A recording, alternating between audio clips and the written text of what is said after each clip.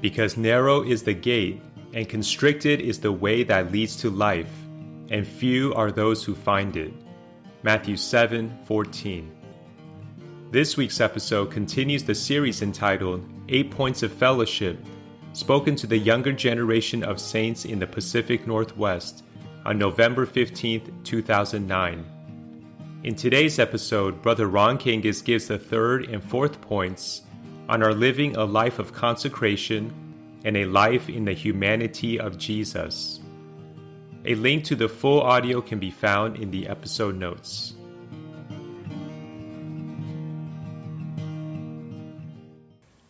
Now, we go on to the next point. And that is our life of consecration. Those of you who attended the full-time training, you signed a consecration agreement. You even signed item 7, the famous item 7. Since I'm a single person and I'm involved in this training, and since the training has the view that we really can't carry out a training if the trainees are dating one another, that you need to be willing to suspend this while you're a trainee. Many of you grew up in the church. You've been in meetings with consecration. You've been at retreats, especially on Saturday night. You wrote things down. You said things to the Lord. You really meant it. But you're in another stage now. And more you'll realize that you need something very solid to maintain your life of consecration. At any point we depart from our consecration, all progress stops.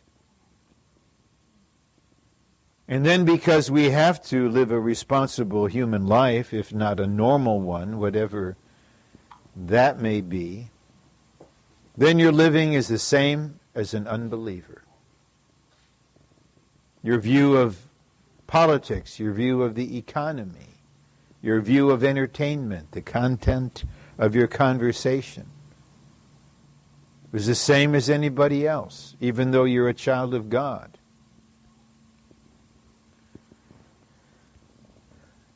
In Matthew 7, the Lord speaks of, the constricted gate, the narrow gate, and the constricted way. And the gate is the initial crisis of consecration.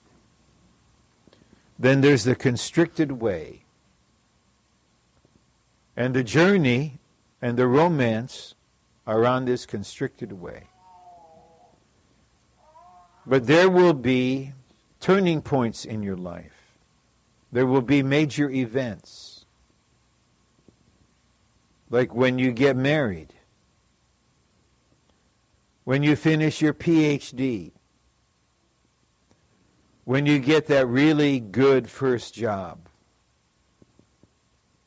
When you buy your first house. When you move to another city, state, or country because of the Lord's move. When you have a family. When someone close to you goes to be with the Lord. If there's a challenge in your health, you'll have a time of kind of reassessing and reaffirming. Lord, whatever remains ahead of me, I consecrate to you. No, I'm married. I consecrate my marriage. I have children. I consecrate my children. I have a job. I consecrate my job. I have a car or cars. I consecrate them. I have a house. I consecrate the house. A little story. about a house.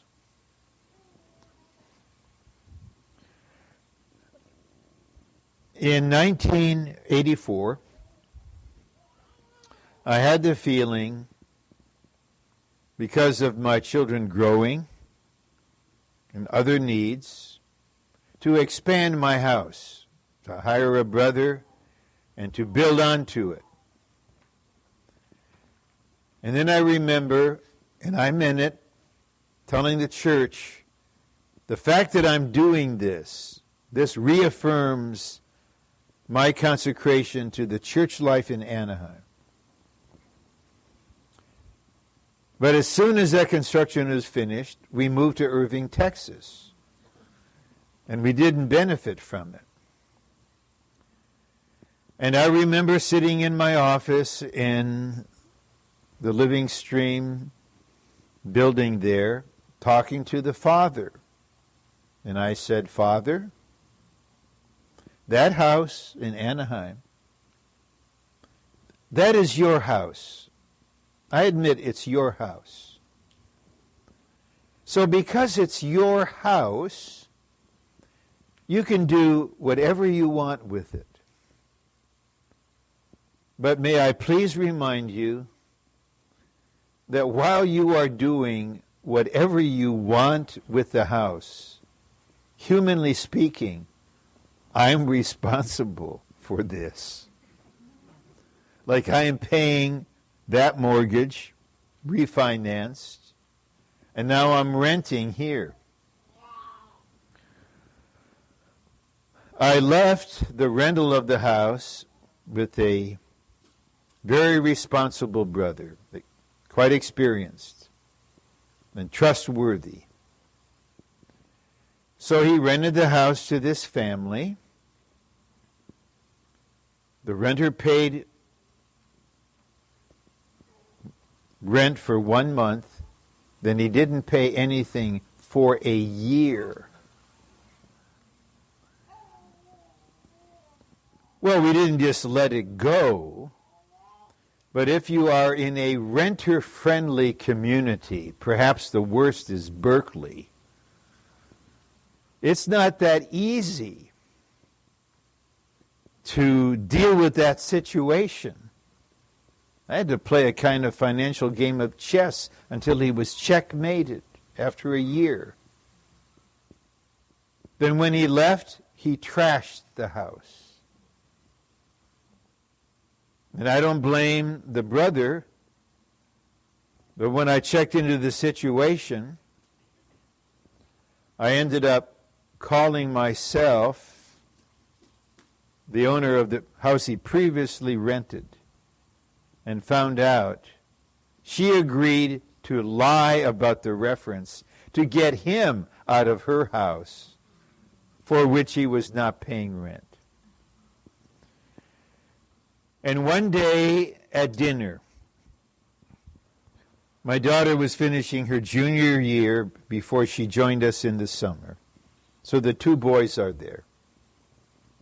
The younger one is 12.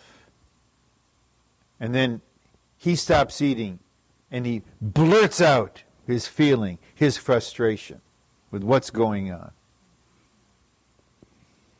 So I also laid down my fork to speak to my son, and I said, Phil,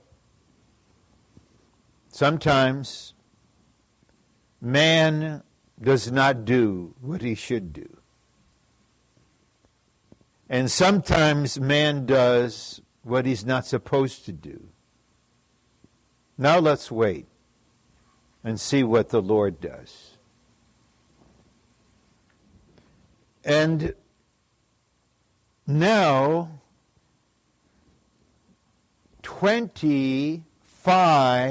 almost 25 years later, I still don't know. How did I pay for both houses? But it happened. And then the Lord gave us the best house we ever lived in. The layout was so good. The daughter's portion with her bathroom, the sons are there. So good for the church life. The young people met there. All kinds of things going on there. And I had a conversation with the Lord, or He with me, indicating.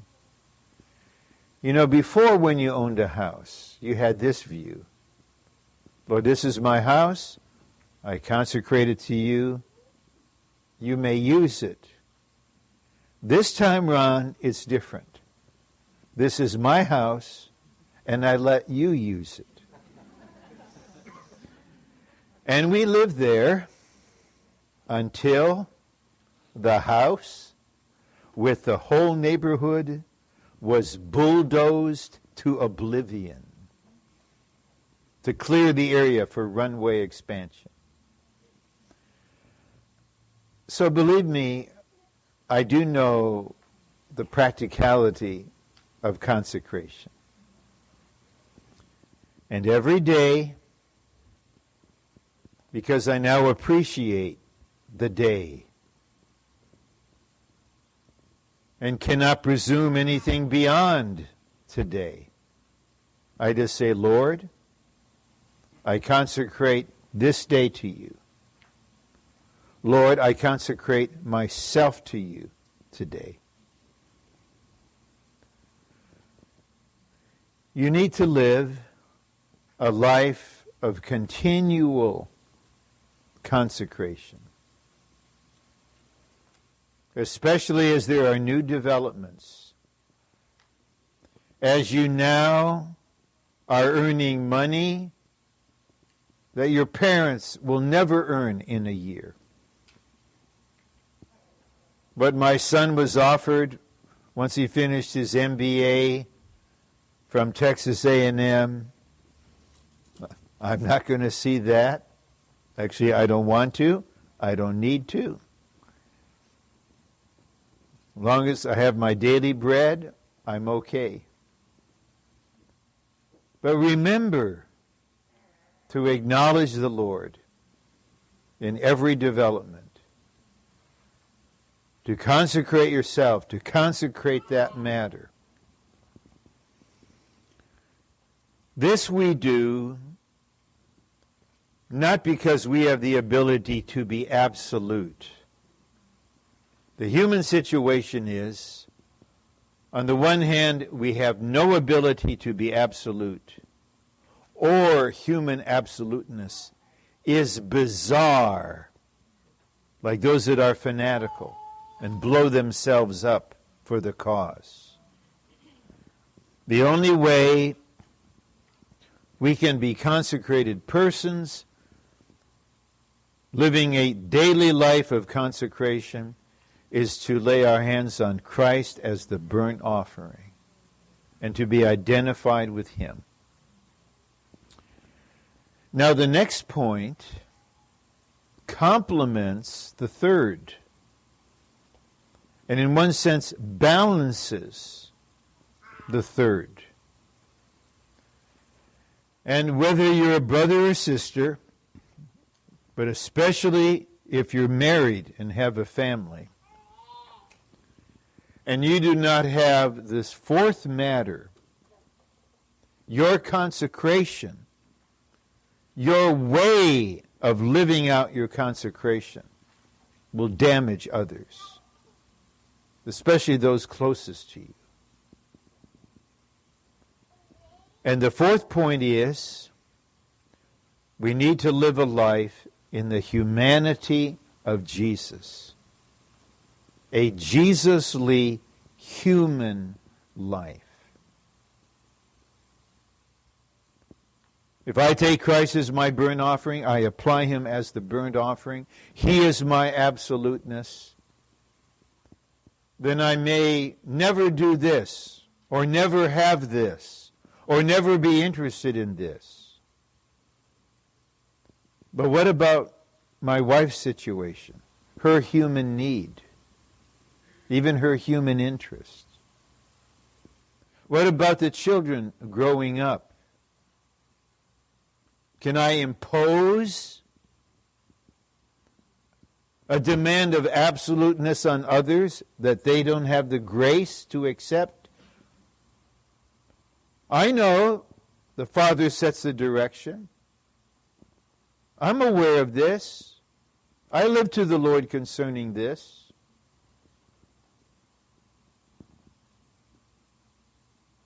But I have a wife who is not the weak vessel. That's not what 1 Peter 3 says. The weaker vessel.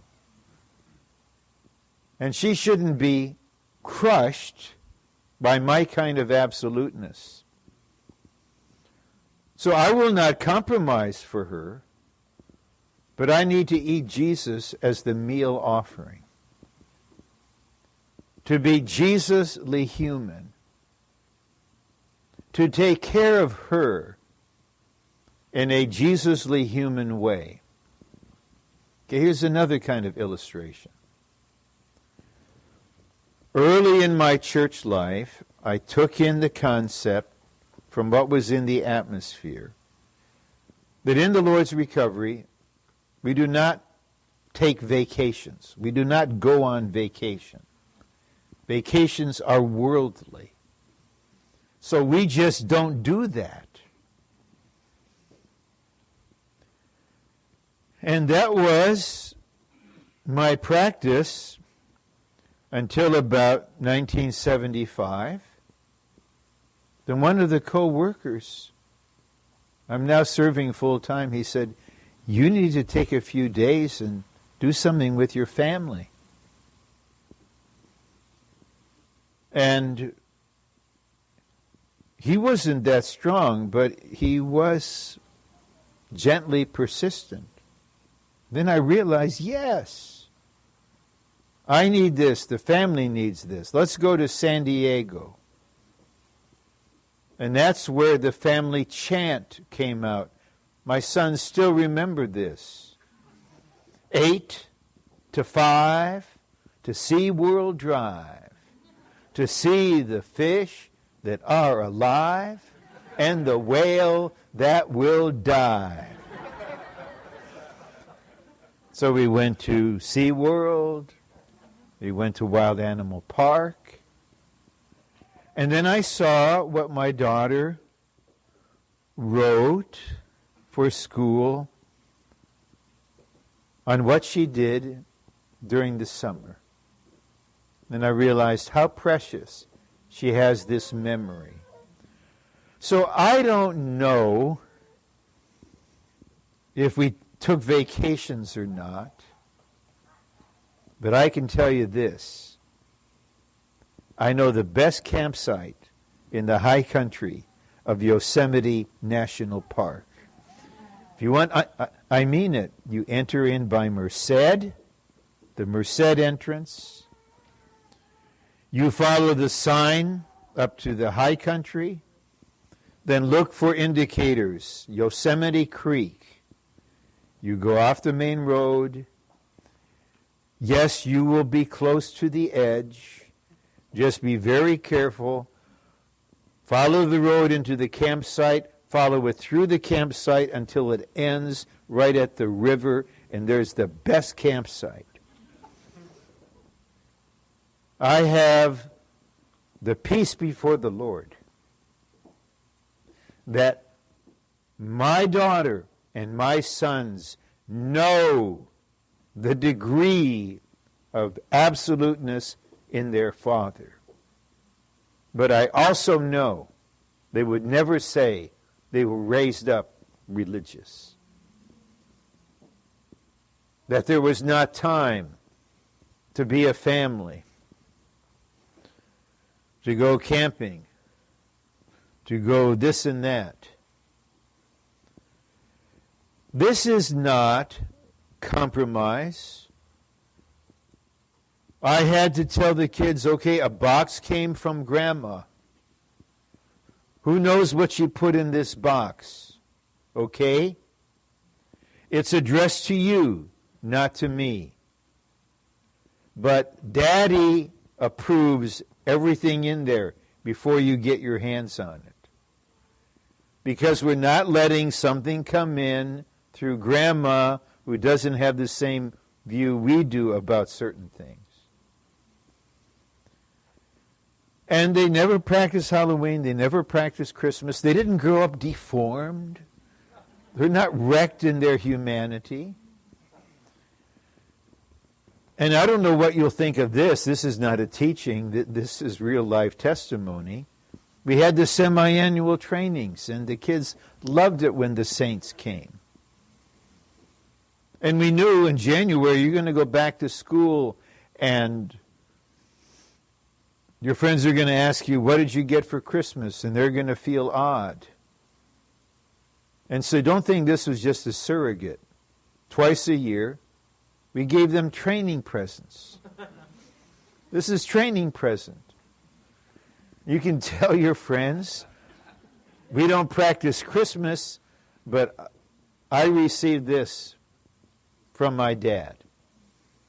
And I remember when the younger son, the one that got the blood clot, when they got an excellent free weight set, the kind that was built for police officers, and just had it set up in the garage, and then had him go there. And then this brother and I, staying with me, were just peeked through the garage window. He was so happy. I had to learn, I'm not exaggerating, through thousands of experiences, to be a God-man, to be Jesusly human. This is not to confuse the flesh with what is human, because, you know something, that's what we are. We're human. And my wife, especially, with her penetrating and direct way of communicating about certain things, was not about to allow her children to be raised in a religious way. Her view, and she was right, you can be for Christ and the church without being religious about it. Then from another angle, you look at the typology of the tabernacle. The basic element is wood, acacia wood. Then you go inside, the showbread table, acacia wood overlaid with gold. Incense altar, wood overlaid with gold. Ark overlaid with gold. The Christian life and the church life is a divinely human life. I was driving south on Brookhurst one July afternoon. I don't know where the word came from. A living word bubbling up from my spirit. It is more blessed to give than to receive. And that happened right as I was approaching a florist shop. I remembered its anniversary, and we didn't have a practice one way or the other. But I had the realization, get her some nice flowers. Oh, it worked out so well, I came home unexpectedly, entered the house stealthily and silently like a ninja. So she didn't know I was there. Her back was to me. And I swept around with the flowers, expressed some affection. Then I bounded out to my car, went back to the office. Then 3 hours later, my office door swings open unexpectedly. Nothing stealth or ninja-like about this. The gazelle comes leaping in, and she has something that she just knew that I would delight in. And then she takes off. This did not become a practice. You try to do this as a method, the wife is going to see through it and skewer you, man. But when it's genuine, this is the direction you want to go in.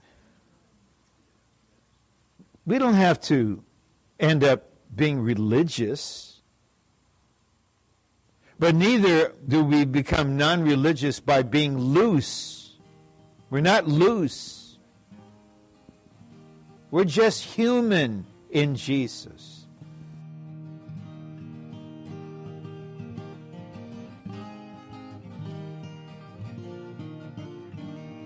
Thank you for joining us today. To hear the complete recording and other messages, please visit livingtohim.com. If you would like to receive regular updates from us, please subscribe to this podcast and join our mailing list on our website. You can also find us on Facebook, Instagram, and YouTube, where our handle is @LivingToHim.